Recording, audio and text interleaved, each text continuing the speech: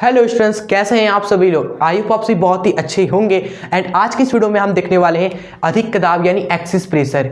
Students, चाहे एक आपका द्रव का बूंद हो, चाहे आपका एक बुलबुला हो, दोनों के अंदर स्टूडेंट्स पूछा जाता है अधिक दाब का व्यंजक निकालिए, यानी कि 2T/R 4T/R ये सब व्यंजक होता है ना, इसका डेरिवेशन एग्जाम में पूछा जाता है आपका। और ये भी पूछा जाता है कि अधिक दाब किसे कहते हैं और इस बूंद के अंदर अधिक दाब का व्यंजक निकालो, बुलबुले के अंदर अधिक दाब का व्यंजक की गणना कीजिए भैया।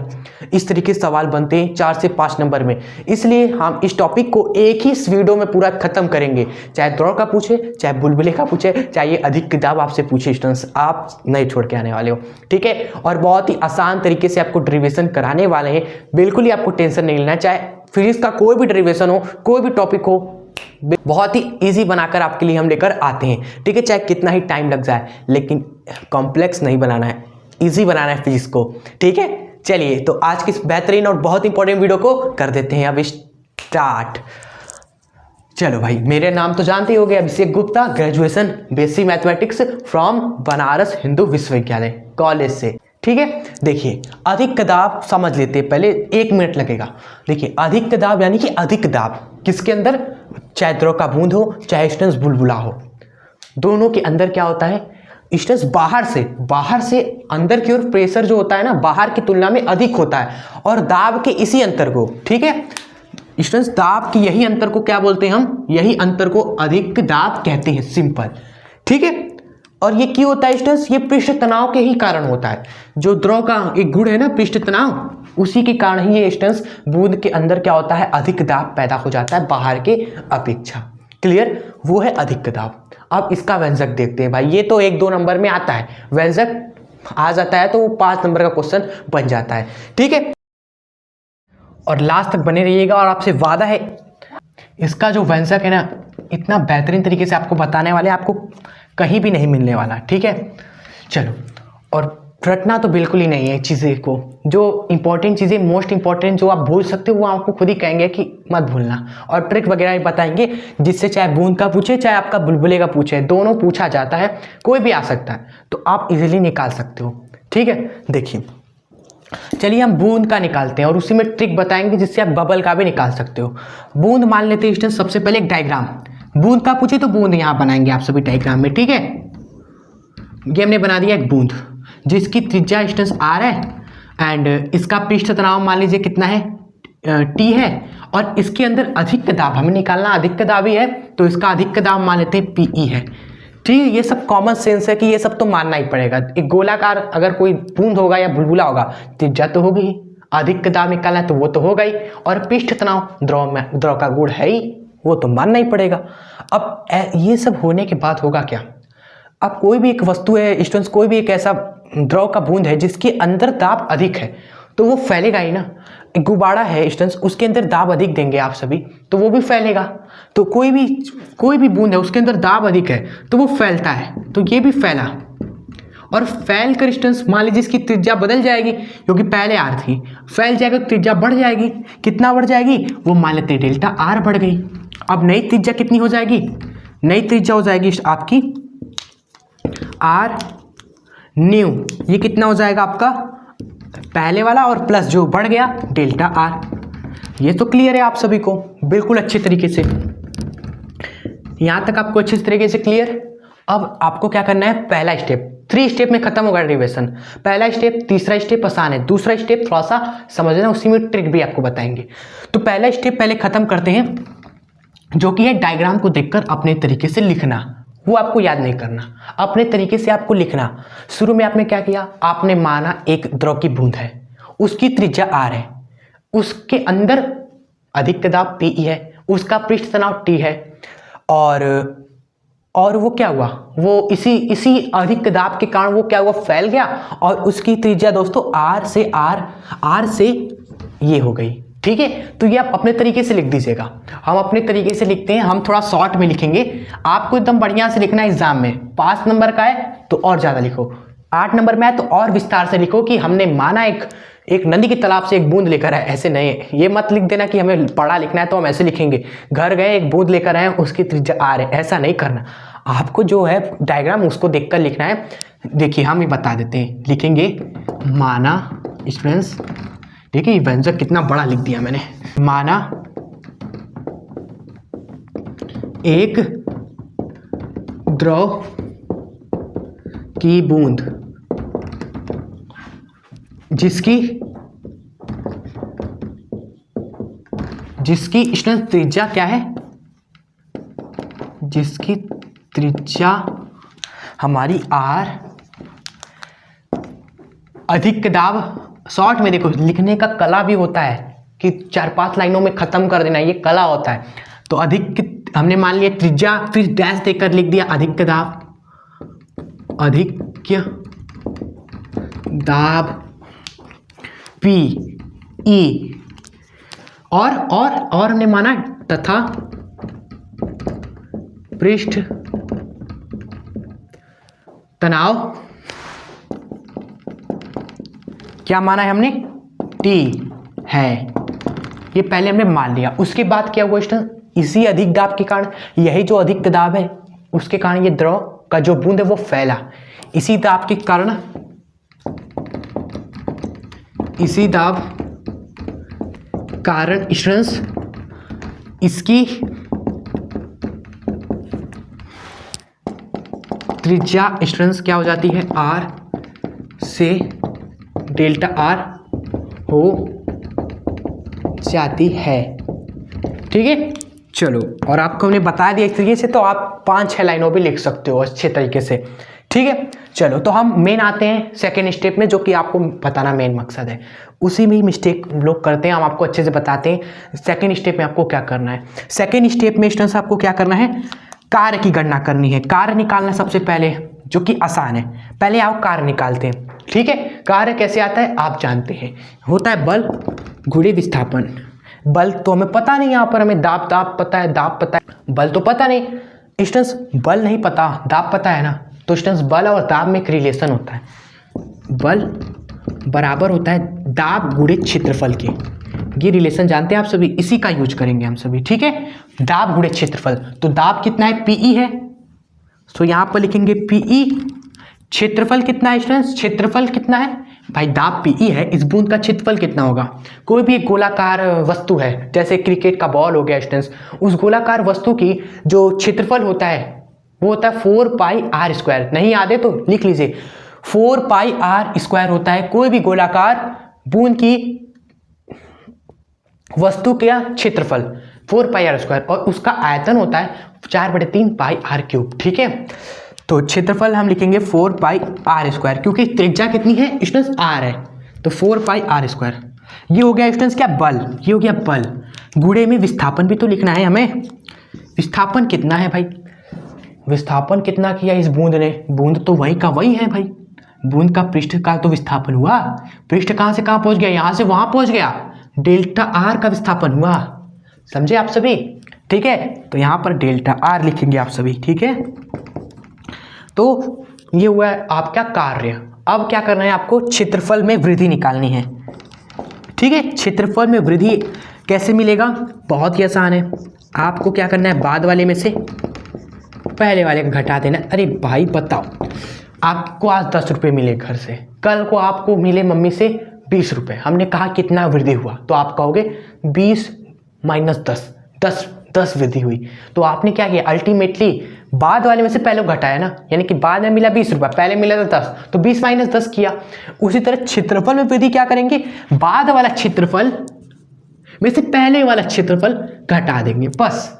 ठीक है, याद क्या करना है इसमें, तो बाद वाला क्षेत्रफल कितना है, बाद वाला क्षेत्रफल हो जाएगा 4πr², ये वाला स्क्वायर, क्योंकि बाद वाली त्रिज्या भी तो अलग है, तो उसका स्क्वायर करोगे आप सभी। 4π बाद वाली त्रिज्या का स्क्वायर।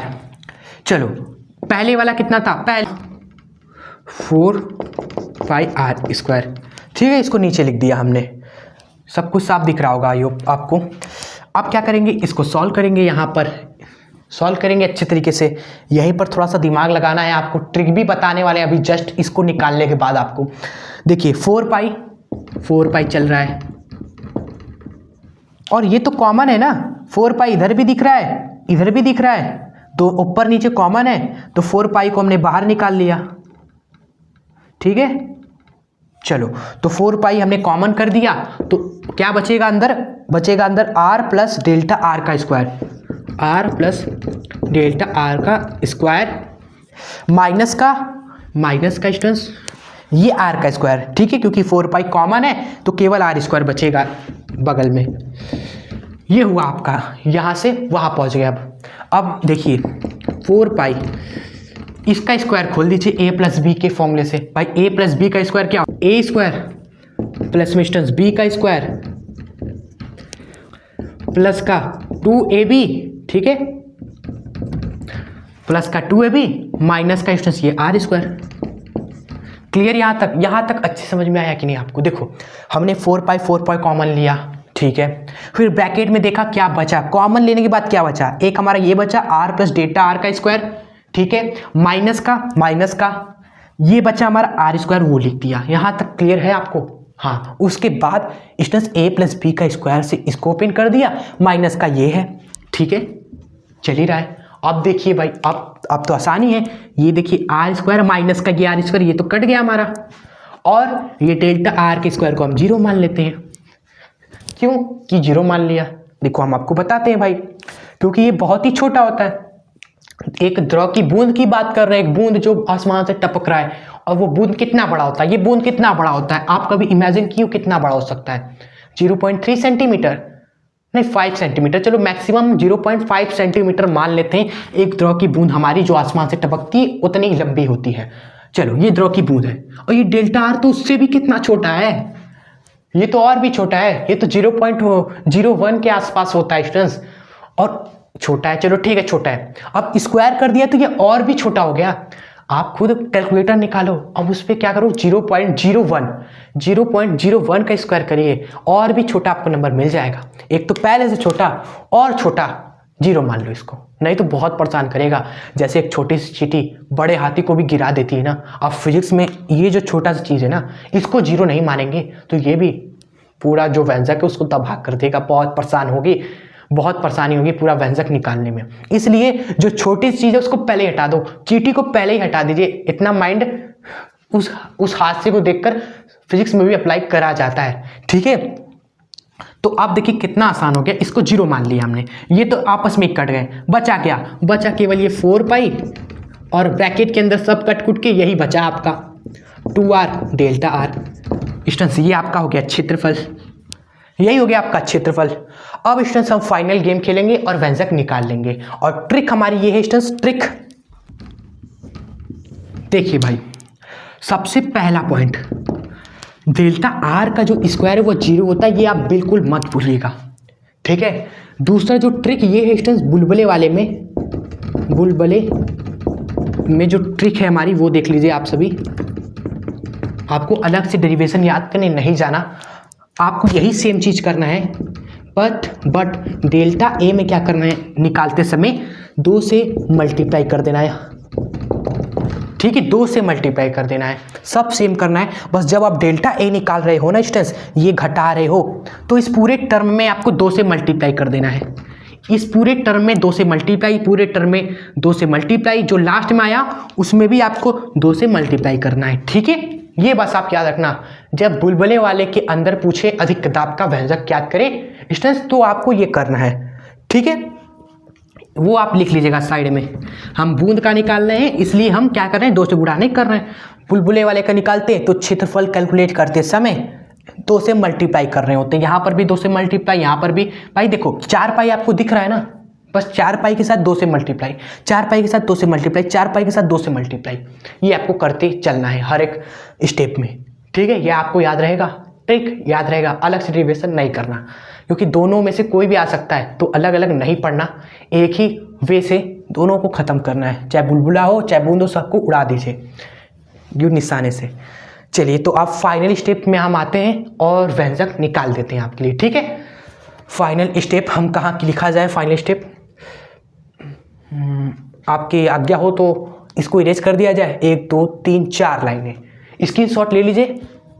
चलिए हम क्या करते हैं, ये लाइन इरेज करके फाइनल जो आपका स्टेप है वो यहाँ पर करके ख़त्म करते हैं। क्लियर? अब यहाँ तक आए तो ये फाइनल स्टेप जरूर देख लीजिएगा और व्यंजक लिख लीजिएगा। फाइनल स्टेप ये है आपका, एक फॉर्मूला अप्लाई करना है जो कि आपको याद करना है, ये याद रखना, और एक फॉर्मूला याद रखना जो कि होता है कार्य बराबर क्षेत्रफल में वृद्धि और पृष्ठ तनाव। ठीक है, ये पृष्ठ ऊर्जा जब हमने पढ़ा था, पृष्ठ ऊर्जा एजुकेशन सत्र देख लीजिएगा। ठीक है, उसमें ये फॉर्मूला आया था। बाकी सब यहाँ पर पुट कर देना है, इसमें कुछ भी आपको कैलकुलेट नहीं करना, बस पुट कर देना है। जो वैल्यू हमने निकाला ना, कार्य यहाँ रख दीजिए, क्षेत्रफल वृद्धि यहाँ रख दीजिए। ठीक है, आराम से। चलो कार्य रख देते हैं, क्या है, PE 4 pi r square delta r, PE 4 pi r square delta r equals to delta a कितना है, delta a 4 pi 2 r delta r, नीचे लिखते हैं 4 पाई 2 आर डेल्टा आर। चलो डेल्टा ए लिख दिया और गुणे में ये पृष्ठ तनाव। क्लियर यहाँ तक? देखिए कट रही है चीज़ें आपकी, वो बस वो ध्यान दीजिएगा। ये जो 4 पाई है, इधर भी 4 पाई है, ये कट गए आपके। ठीक है, और ये डेल्टा आर भी कट गया आपका। और आप ध्यान देंगे स्टूडेंट्स, ये आर स्क्वायर इधर आर है, इक्वल्स टू में देखो आर स्क्वायर इधर में आर है, तो भाई स्क्वायर कटेगा कि नहीं, उधर आर स्क्वायर है, यहाँ वहाँ पर 2 आर मल्टीप्लाई में, यहाँ पर एक ही आर है, तो एक आर कटेगा आपका, इसलिए स्क्वायर उड़ा दिया हमने दाएं से। अब बचा क्या स्टूडेंट्स, वो देख लीजिए। बचा है आपका क्या क्या बचे हैं चीज़ें, देखिए बचा है आपका ये पीई मल्टीप्लाई में एक आर इक्वल्स टू, ये भी कट गया, 2 बचा है, और ये टी बचा है स्टूडेंट्स। ठीक है, चलो यहां से पीई क्या आ जाएगा 2t बटे में आर स्टूडेंट्स। यही आपका हो गया स्टूडेंट्स व्यंजक। जी हाँ, यही हो गया व्यंजक। फिनिश। क्लियर आप सभी को? यहाँ पर भाई, यहाँ पर आपका ये टॉपिक पूरा फिनिश होता है स्टूडेंट्स। ठीक है स्टूडेंट्स, आई होप आपको पूरा अच्छे तरीके से समझ में आ गया होगा, यहाँ तक आपको कोई डाउट नहीं बचा होगा। ठीक है, भले ही वीडियो 20 मिनट चली गई होगी, कोई बात नहीं, लेकिन कोई डाउट नहीं बचना चाहिए लास्ट में। ठीक है, परेशानी अगर आपको होगी बाद में ना, तो हमें बहुत दर्द होगा, तो प्लीज़ आप कमेंट में जरूर बताना अगर कोई डाउट आपका रह गया हो। ये वीडियो आपको कैसी लगी स्टूडेंट्स, ये कमेंट में आप जरूर बताना स्टूडेंट्स। एक बार जरूर आप खुद से ये डेरिवेशन करना, अगर आप एक बार कर लेंगे तो फिर तो याद हो जाएगा। और कुछ इसमें क्या था ही क्या, बस सेकेंड स्टेप जो है ना, वो आपको याद ध्यान रखना था, उसमें आपको थोड़ा सा केयरफुली करना था काम, फास्ट तेजी में नहीं, केयरफुली। और लास्ट स्टेप में फॉर्मूला रखना है, सारे वैल्यूज कैलकुलेट कर देना है स्टूडेंट्स। पीई बात करें बबल के केस में जो पीई होता है यानी अधिक दाब, वो 40 बटे में आर होता है, 40 बटे में आर होता है। ठीक है, वो आप करिए। जी हाँ, चलिए वो आपको दे देते हैं फॉर यू। बबल के लिए, अधिक दाब के लिए आप जो व्यंजक है वो आप कैलकुलेट करना, दिस इज फॉर यू।